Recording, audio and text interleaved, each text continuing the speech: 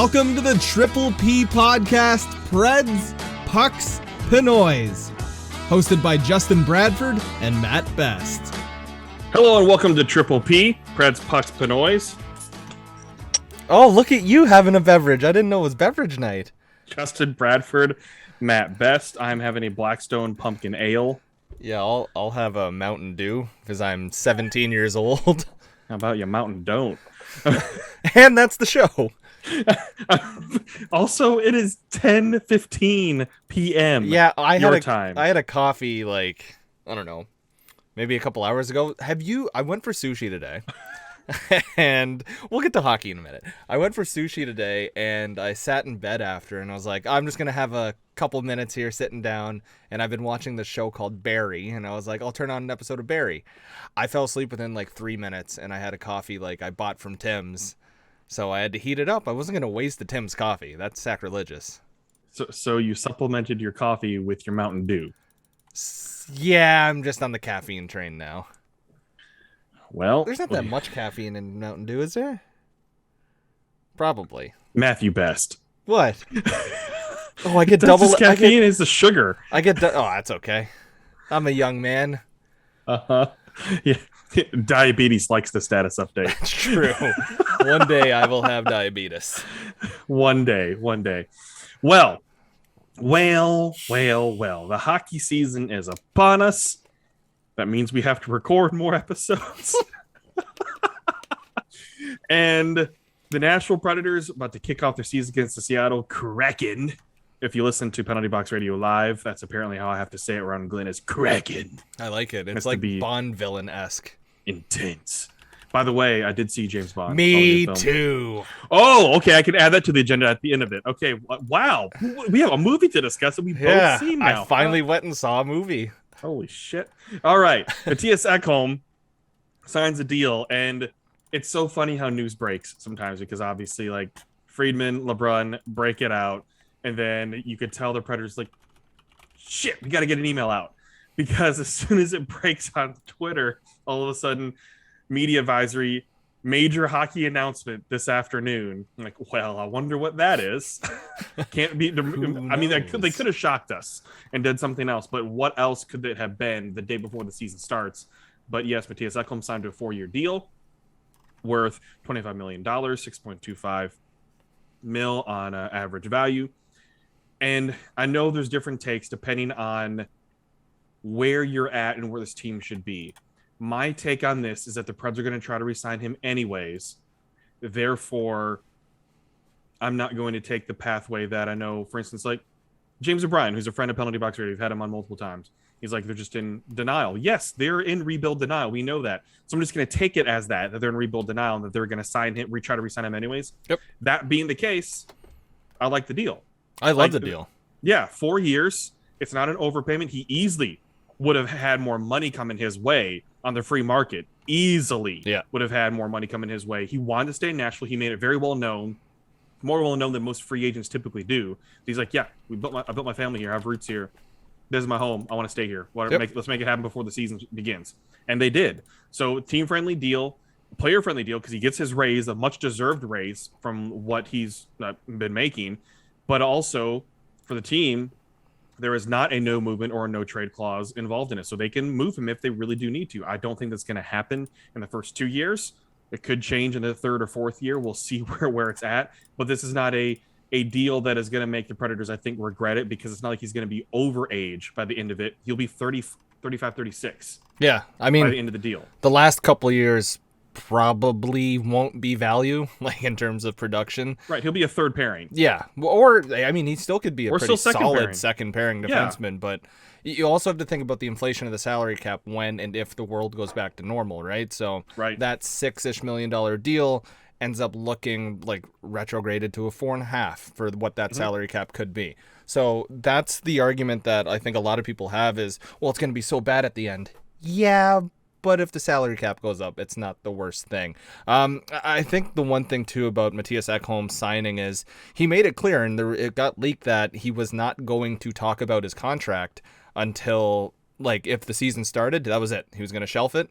And I think David Poile made a smart decision by going, yeah, F it. Let's just get it done. Let's sign him right now. Because if Ekholm goes out and has the same type of season that Mattias Ekholm has had throughout his career, then he's getting a raise. He's making $7+ million on the open market. I think the give and take with Ekholm and Poile was, okay, I'll sign for a good deal. You're giving me a full no movement. Like, that had to be the just give and take between the two. In terms of how it relates to Filip Forsberg, signing Forsberg's buddy is a great start to make amends after trading his buddies and getting rid of his buddies. There's no doubt in my mind that David Poile saw this as like a way to get to Forsberg. It's a good start. They have a long way to go if they still want to get Filip on the team for the foreseeable future. And honestly, the only thing that I think that could convince Forsberg is what the on-ice product brings this year. That's it. Yeah, on-ice product. And if, for instance, guys like Eeli Tolvanen, Philip Tomasino, and Cody Glass show plenty of potential, and guys like Duchesne and Johansson produce with him, that's what's going to show him. It's like, okay, well, think magic can happen.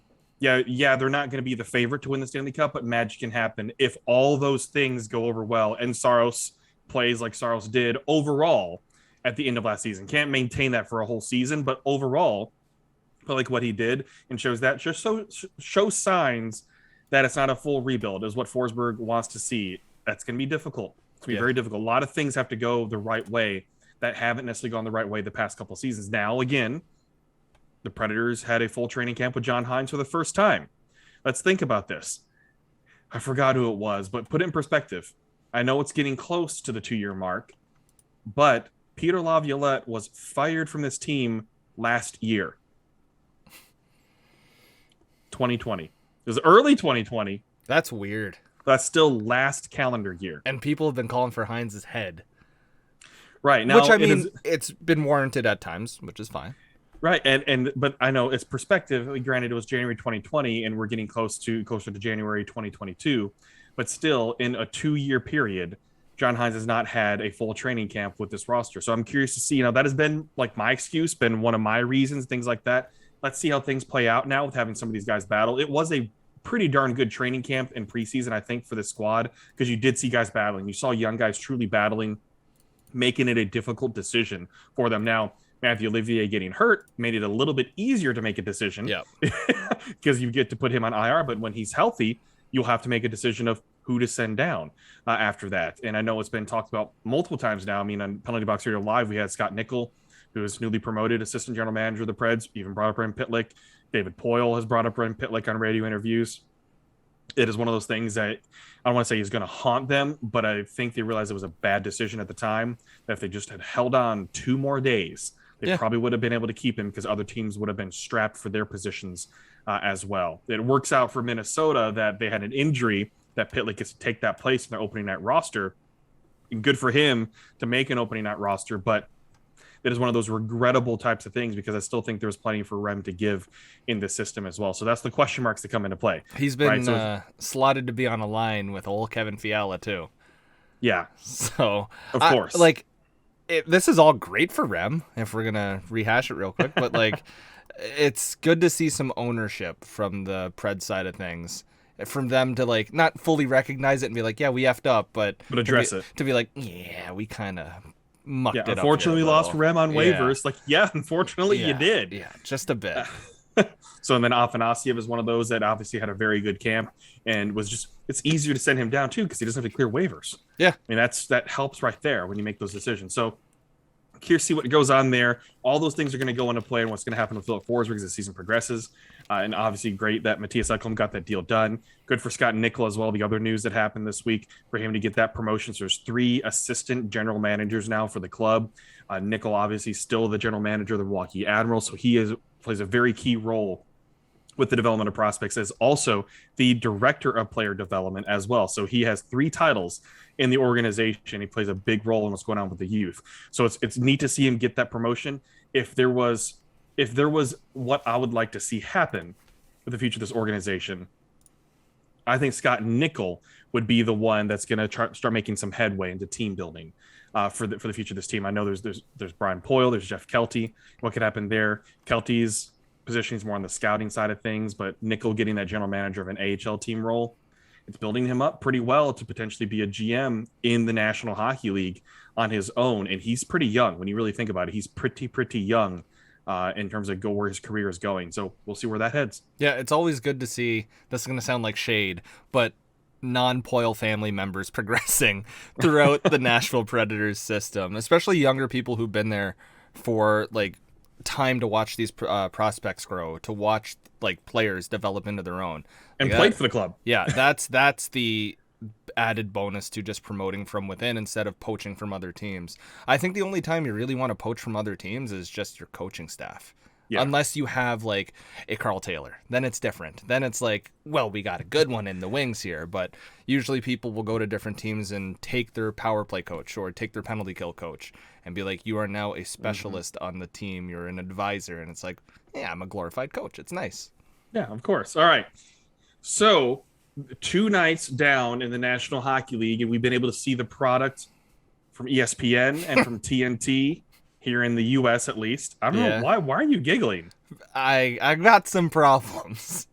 Well, everybody has problems. But the thing that I want to bring up is that if I know there's going to be some things to figure out for these networks, but it is a wonderful change for me from NBC Sports. A wonderful change to see things happening. And let me start with TNT first, because the way they're doing their shows is very similar to the NBA. It's so that I have no complaints about TNT so far. With the relaxation of the host getting Sir Charles in there, who, by the way, I'm sure if you watched it or if you haven't watched it or seen the tweets, wore Pekka Rinne's equipment during his segment with Gretzky. Wayne Gretzky. Yeah.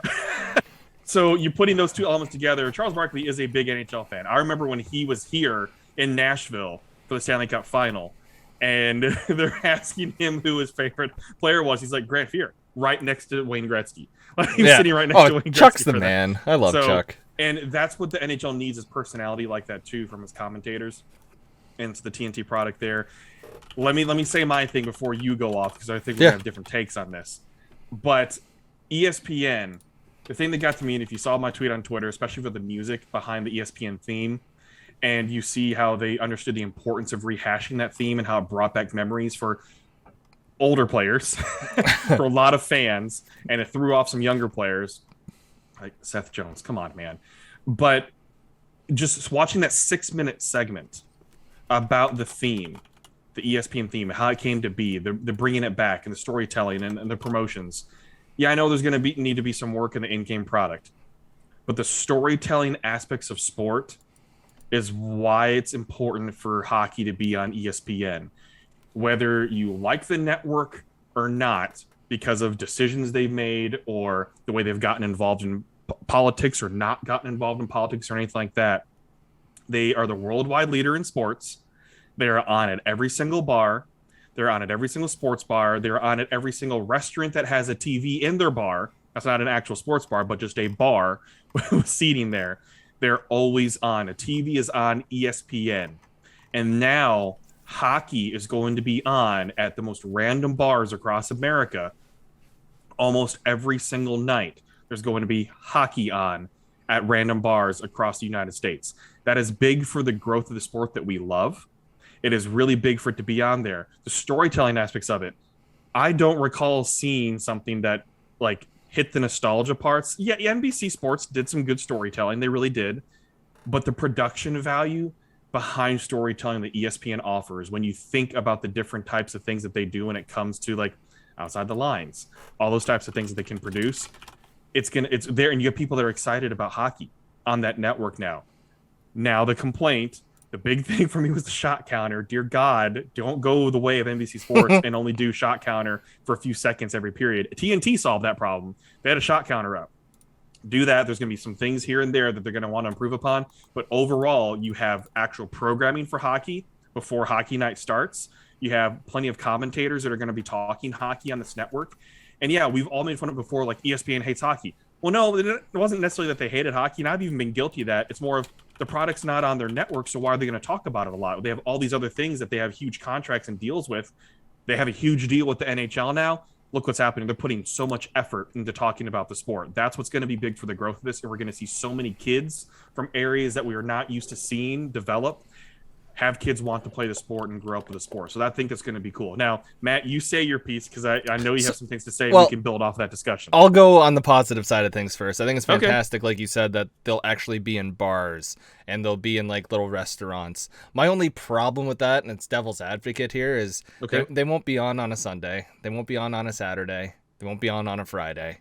They'll be on a Monday, a Tuesday, a Wednesday. Well, in the winter, they will be on. True, yes. But I mean, like, when there's football going on a Thursday, Monday, and Sunday, hockey's not going to be up. When there's basketball going on, hockey's not going to be up, kind of thing. Like, hockey will be like, oh, that's on too. We can put this on instead of rewatching the golf tournament that just happened.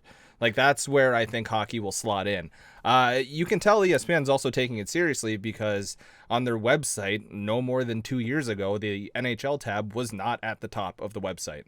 You had to go to, like, the triple dots and go down and be like, oh, NHL, it's now classified with, there's like tennis, F1, G League, WWE, rugby, racing. It's like, that's where they put hockey. And it's no disrespect to the other sports, but when you talk about the big four core sports, hockey is one of them. The only things I truly hated about the ESPN broadcast, number one, first and foremost, get the hell away from that stupid camera angle that isn't the traditional broadcast one. Like, if you're a traditional hockey fan and a team goes on the power play and they give you the overhead weird moving cam or the behind the back cam or behind the net cam and you're watching the team on offense, you're literally sitting up in your chair going, get the hell off this camera. Like, it's cool to be different every once in a while. It's not cool to just mess up something that's working. Like, that's what they have to work on it. Yes, they're gonna have to tweak that a little bit. Put it up for 3 to 4 to 5 to 6 seconds, sure. Like, flash it as they're entering the zone, kind of thing, or if they're stuck in the zone, sure. On face-offs, that's your interesting angles. Yes, but when a team is on like a 5-on-3 and you show me that stupid angle and there's a goal, I don't care about that whatsoever. The ticker's ugly. The ticker's abysmal. Like, I just don't think it looks good. And if we're being selective too, like the company I work for, their ticker, like Sportsnet's ticker at the bottom, that sucks too. And I'll say that, like, there's no bias here. Just give me something clean. Don't clutter it too much. However, I will give them kudos for not going the Bally Sports way and giving me a bottom score bug. That's just ass. TNT, on the other hand, well, no, actually, let me finish my ESPN thought here. You were talking about like how their production is so good. They're going to kill storytelling. Like, in a good way, they're going to kill it. 30 and 30s, ESPN. The Last Dance, ESPN. Like, all these fantastic, just little digestible things all come from ESPN instead of like a TSN where they'll give you a cool feature once a month.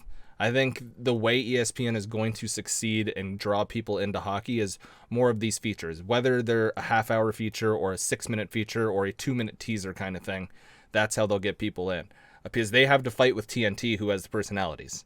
And when you can get Biz Nasty, regardless if you like or hate Schmarstool, like, Biz Nasty's an entertainer. I enjoy Biz Nasty, the person, when he is not associated with schmucks. That's when Biz is cool. Like, and when he's on TNT with all those guys, the chemistry's there because he's a likable guy. He just works for a shitty company. That's the only problem. Where you have Charles Barkley, like you said, strapping on Pekka's pads. You have Wayne Gretzky there looking happy and comfortable for once. And not coaching, thank God. And not coaching or making decisions. Like, that's all you really need. And they just need to keep that momentum going. It can't be this is day one of the hockey season, so we're just going to have fun and then throw all of this into the abyss after. No, it has to be a consistent effort. Otherwise, nobody's going to give a shit about hockey in the States. I mean, up here in Canada, you could legitimately I could go to a local high school and be like, you go on the mic and talk about hockey, and people will just go, yeah, I'll still watch that. Like, that's how crazy people are for hockey here, because we don't have the options usually of baseball being on TV, basketball being on TV, or football being on TV, or college being on TV. It's just hockey, hockey, hockey, hockey. And people say, like, Canada's not that serious into hockey. It's ridiculous how serious they are into hockey. And if you're not, you're subscribed to, like, DAZN, or you're just subscribed to just Sportsnet Now, just getting different things. Like, hockey is first and foremost here, and it's absolutely insane. Now, let's remember as well, too, ESPN's owned by the mouse.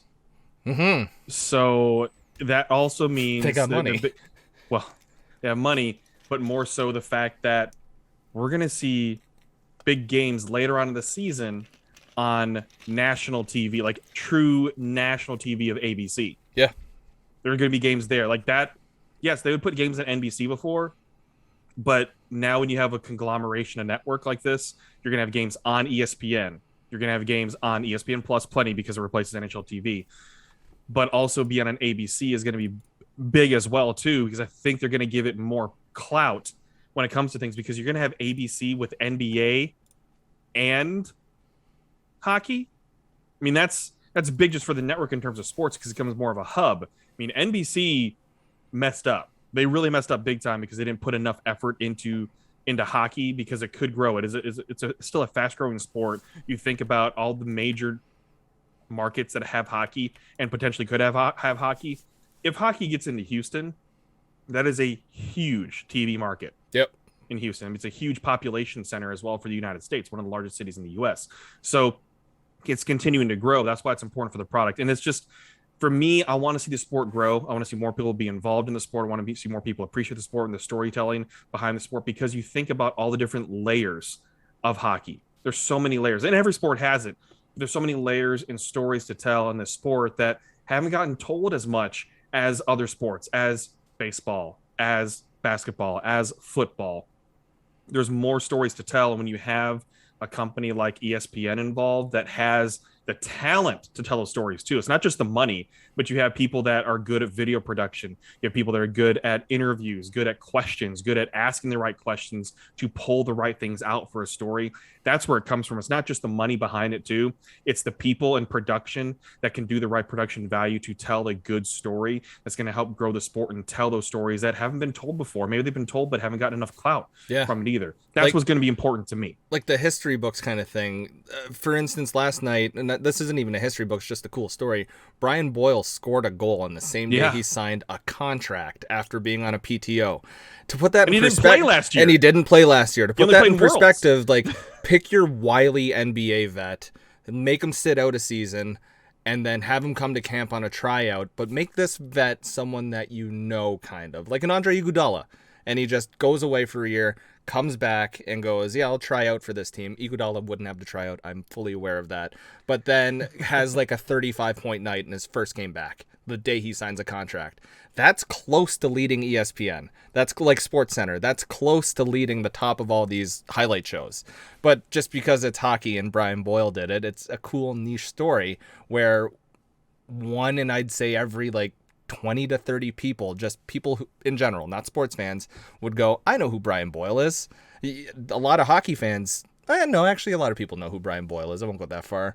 But he's a journeyman. So. Yeah, he's a journeyman. He's a good all-around guy. He's had a kick-ass story.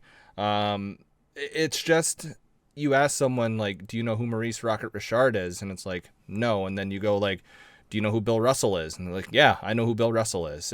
Right. I'm not saying that hockey players should be held in the same regard as like legendary basketball players or football players, et cetera, et cetera. It's just, it's a shame that they're not held in those conversations more often. Or like when you compare someone doing something great in real life, it's like, oh, you're the LeBron James of this. You'll never hear like you're the Wayne Gretzky of this. You'll Unless never you're in Canada. Right. And like, you won't hear any of those like phrases just because hockey's never really gotten that love other than here in Canada. Like Matt Best is the Wayne Gretzky of moose rubbing. Hey, you have to rub moose. You have to. Or drink Tim's all the time, or you just don't become a Canadian. Those toonies aren't going to earn themselves. Pretty much. Pretty much. All right, so bold predictions. I did the segment with Glenn, but I know you will have some bold predictions, especially looking at things in general for the hockey league and as well for potentially for the Preds. Let me give mine, which one of the two of them are the same. They're not necessarily bold or hot take or anything like that, but just things I think will happen. And it's going to be a repeat for those of you who listen to PBR Live. But the Vegas Golden Knights will lose in the first round of the playoffs. Wow. Okay. Vegas is trending down. They're still pretty good. I know they are, but they're going to get beat by the wild card from the Central. Did you have this prediction before the Kraken played them close last night? I mean, I just thought of it. Oh, okay. All right. I mean, it's one game. I'm not going to base my prediction off of one game anyways. Okay. It's just that they're trending down. They were all in to start their career as a franchise. And when you go all in, you have to pay for it. There are repercussions for your actions, and they've already experienced some of that with where they've not been able to re-sign, trades they've had to make, things like decisions they've had to make to get rid of guys, things like that. So that's one of my predictions because the Pacific's weak already. Yeah, Pacific's kind of poo-poo. Yeah, they'll run the division, but they'll lose to the wild card coming from the Central. That's how it's going to stack up. They'll end up playing the wild card that's based out of the Central. I like that. Okay, I'm all right with that. Hit me with your other one. My other one is out of the young players on the Nashville Predators, Luke Cunnin will lead them in goals. He's going to have 20 plus. Who are we classifying as young? Tolvanen, Tomasino, Glass. Ooh, so you do think he has more than Tolvanen? Okay. I think Tolvanen will probably like 18, 19, and more, and at least 75% will be on the power play. Wow. See, the only thing for me is Tolvanen's going to be on that first unit, and Cunnin's going to be on the second, so I think Tolvi might have the edge there for goals. Yeah, but 5-on-5. And we did say bold predictions. That is a bold one. It's not stupid by any means. But it's not a hot take, and because Cunnin has played in the league longer, he's primed for something like that because of what he was able to do in Minnesota before when he was young, and it's been some weird seasons now. And I liked what I saw out of him in the preseason. He was playing a physical game where he can muck it up a little bit and get some dirty goals is what I think a lot of it's going to attribute to. And plus, I think him with Glenlund is going to pair really well. Yeah.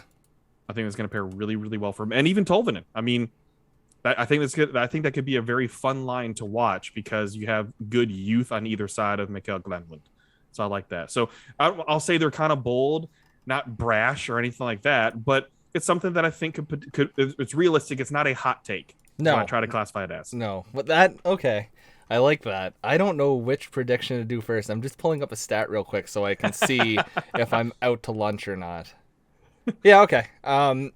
My Predators prediction is Philip Forsberg scores 30 goals again, 30 plus in a season.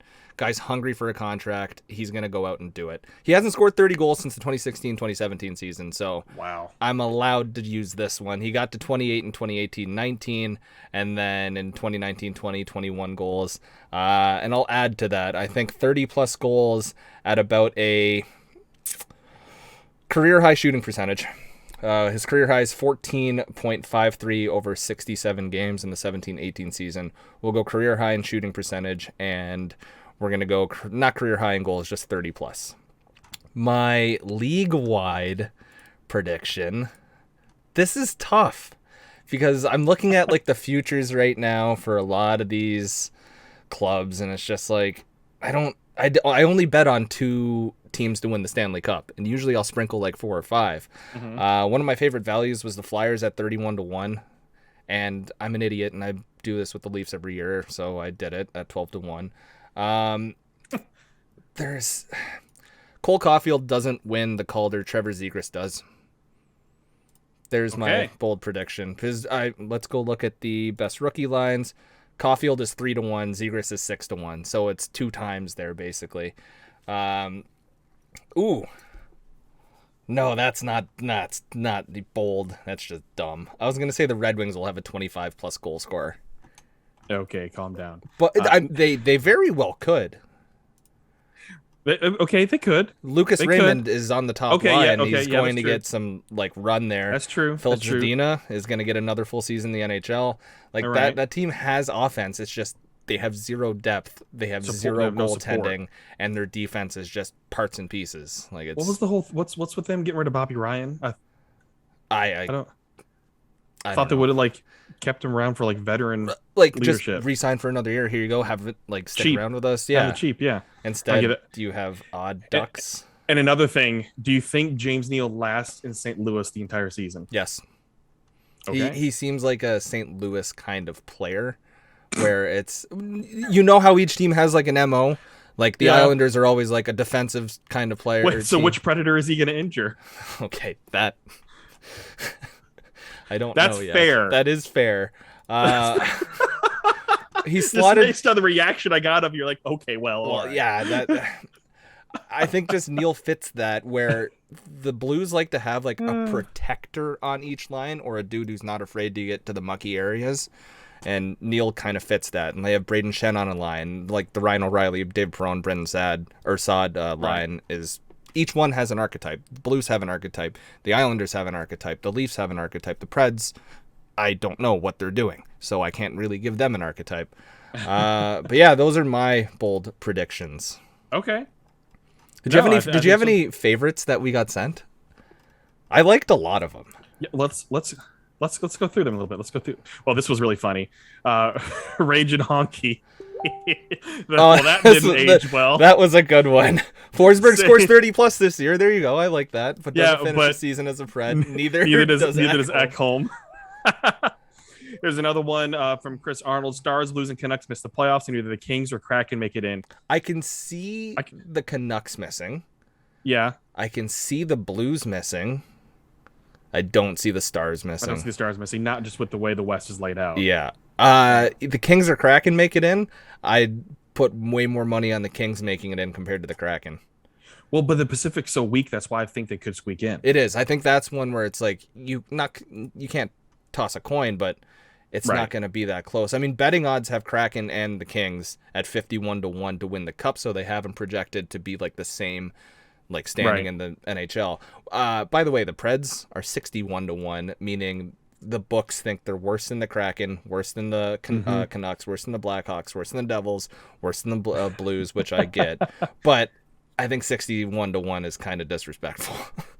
Well, they got to earn it. Okay, how about this? Both Saros and Yossi are 18-1 odds to win the respective position trophies, the Vezina and the Norris. What are your thoughts on that? I would put way more money on Saros than Yossi. I would too. I would too. The Norris is... It's harder for a defenseman to stay consistent their whole year at an elite level compared to a goalie running hot for 2 months and then being average for the rest. Like Roman Yossi has to put out points every single night if he wants to be considered. He's got to contend with Cale Makar. He's got to contend with Victor Hedman. He's got to contend with all these different types of offensive defensemen where the team utilizes them as like a first or second option. Whereas on the Preds, he's not a first or second option. He's an opportunistic scorer, but he's not going to be John Hines' go-to guy or the trigger man. All right, here's another one from Robert Martin. Tanner Jeannot gets 15-plus goals. Believe it or don't believe it?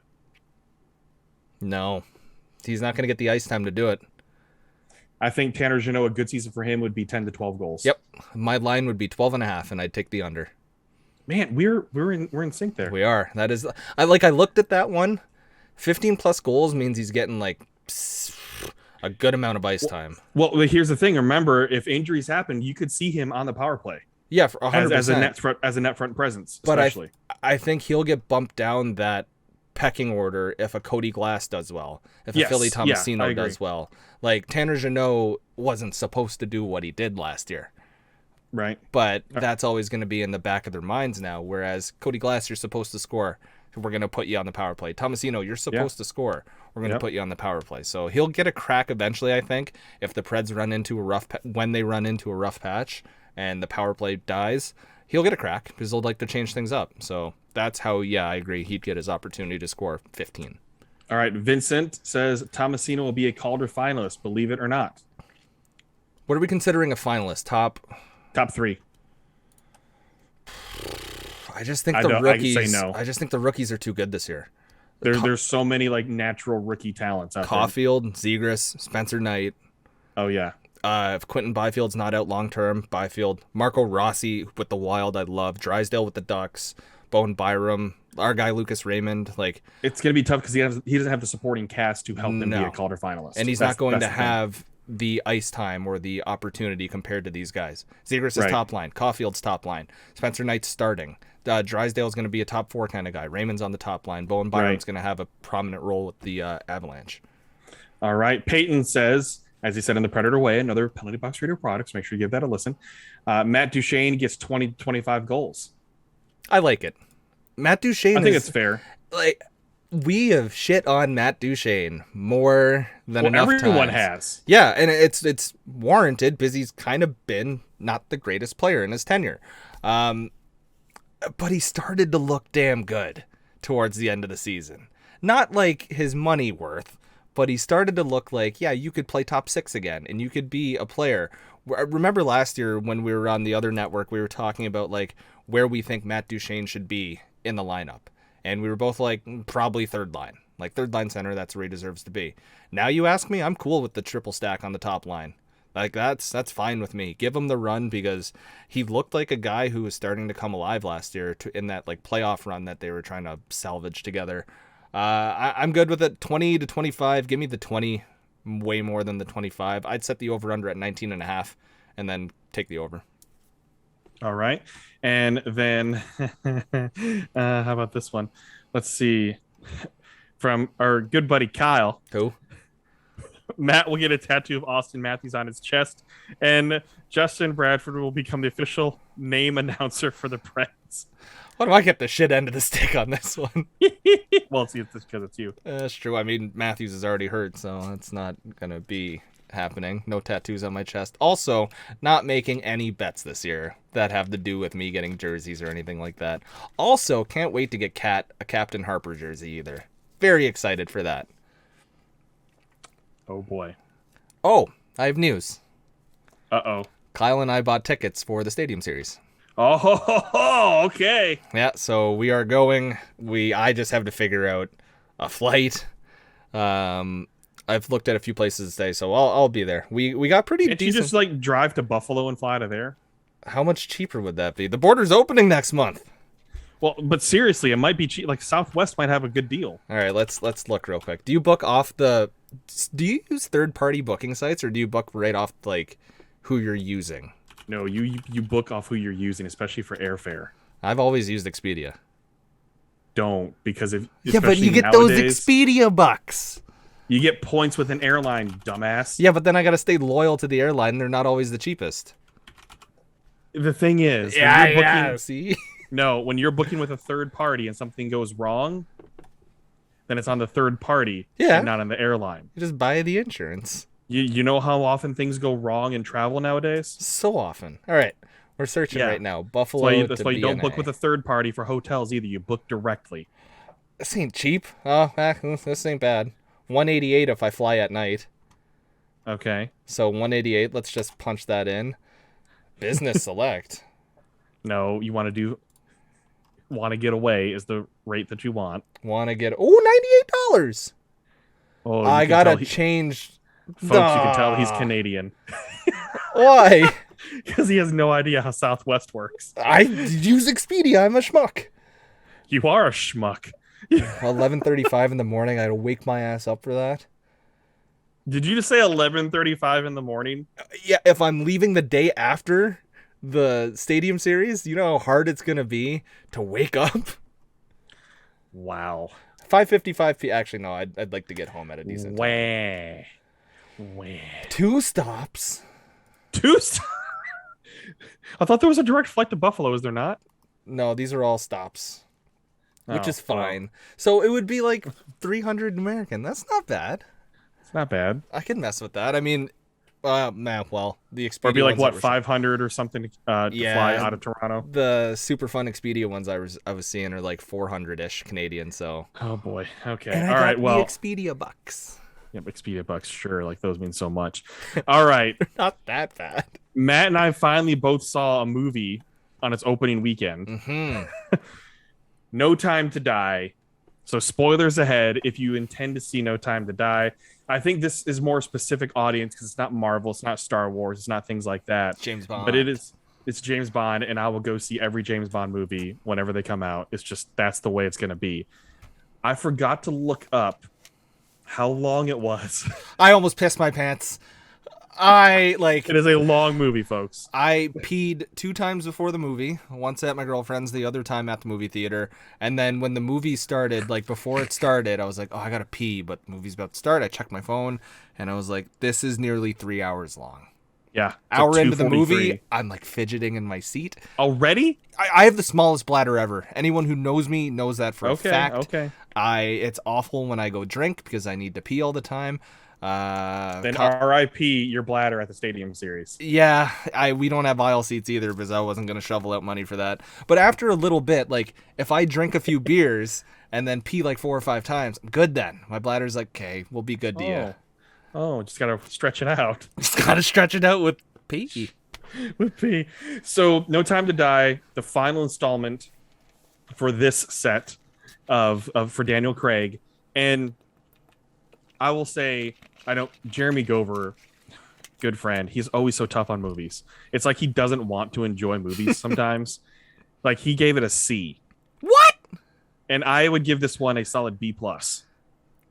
Where do you rank this in your Daniel Craig James Bonds?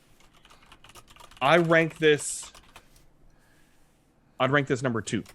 Me too, behind Casino Royale. Exactly. Yes. What's number 5? Quantum of Solace? Yeah. Yeah, that one's kind of piss. Yeah, no, okay. Yeah. But see, what I enjoyed about No Time to Die was I enjoyed the fan service. Yes. Because it's the send-up, and we've been waiting for so long for this movie too. So the nostalgia and fan service meant so much more because we've been waiting for freaking ever. Yeah, when it got delayed by a year, and everyone's like, by a year. And so we've been waiting and waiting and waiting and waiting and waiting for this. But the fan service with the music, with the single shot, with so many little things that you've seen. The villain was very James Bond-esque because it was not realistic whatsoever. Yes. And I love that. And Rami Malek is so good at doing weird. He's so creepy. He's so good at creepy. He's so good at creepy. My problem is I wish he was in it for longer. Like, I wish he got introduced earlier somehow. But like that scene where he goes, I forget her name, into her office and shows her the mask and is being all weird about that. Like that's spine shivering kind of stuff. Like that's terrifying. The ending also broke my heart. I was so sad. I know, and I didn't expect James Bond to get a happy ending, but I was like, could he just please? I mean, he has a kid. Yeah, as soon as I saw the kid come in, I was like... It's like, oh no. I was like, he's dying. That's it. And the kid was freaking adorable, too. Yes. So, before the movie, too, I just typed in, when I was looking up the runtime, one of... You know how when you Google something, the news results pop up? Yep. One of them was, No Time to Die will leave fans shaken and stirred. And as soon as I saw that, I was like, it's either going to be really good or he's probably going to die. And then I saw the kid and I was like, he's dead. That's it. Like, he's not going to be there. I definitely enjoyed seeing some Jeffrey Wright. Yep. And there as well. I mean, also known as Watu the Watcher from What If you've been watching it. Not yet. All right. And then also... I mean, this is my dude coming out, but Bond girls, man. Anna de Armas. I was about to say Anna de Armas. I said to my girlfriend after the movie, I was like, I wish she was in it for longer. And then I was like, okay, I was allowed to say that. But and Léa Seydoux as well. She kicked all sorts of ass. Like, oh yeah. It was so good. I wish Naomi Harris was in it for a little longer because I thought in the last few movies as her as Moneypenny, I was like, she's going to have a big role to end out this whole thing. And then nope. And then nothing. And I wanted more Q because Q's hilarious. Oh yeah. I thought it was well done. I enjoyed the movie. It's not one of those things where I'm like, oh yeah, it was fun. Like Venom, Let There Be Carnage was just a fun, dumb movie. This one had aspects of James Bond. And for me, it's the music. When they went into more of the classic, so good. I was like, oh yeah, give it to me. All those, I'm gonna clip that. Those little things. Oh yeah, that's gonna be my text tone. Kraken. But I enjoyed the film. I thought it was a good, proper send off, and at times I felt like it was dragging it out, but I wanted it to be dragged out. Like I wanted to stretch the story a little bit more to where they're giving him a proper send off, because now it'll be a few years before we have the next iteration of it. And what I liked, what they did here more than what they did the Pierce Brosnan area, we didn't see this era. Sucked. But I grew up with them. True. And that's why I have an attack. And plus, the best video game came from GoldenEye is so good.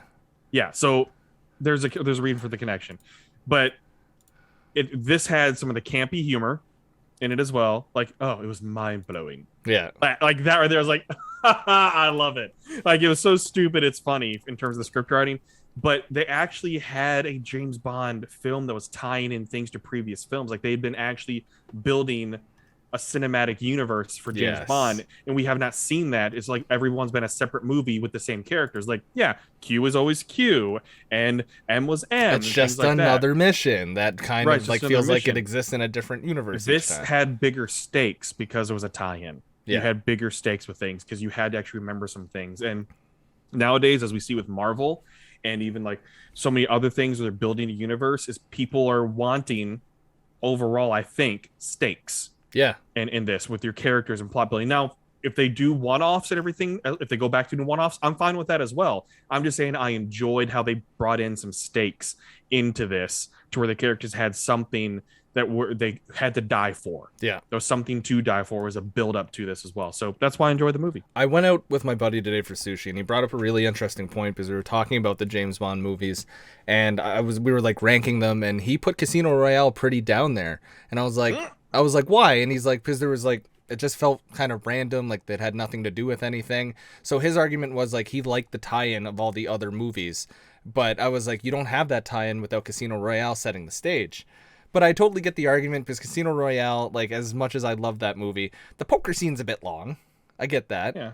It's also 2006 and some of the acting's not the greatest, but it's a damn good movie. Like, you don't need that movie. Kind of shows you that in a big action movie like that all those years ago, you don't need all the special effects.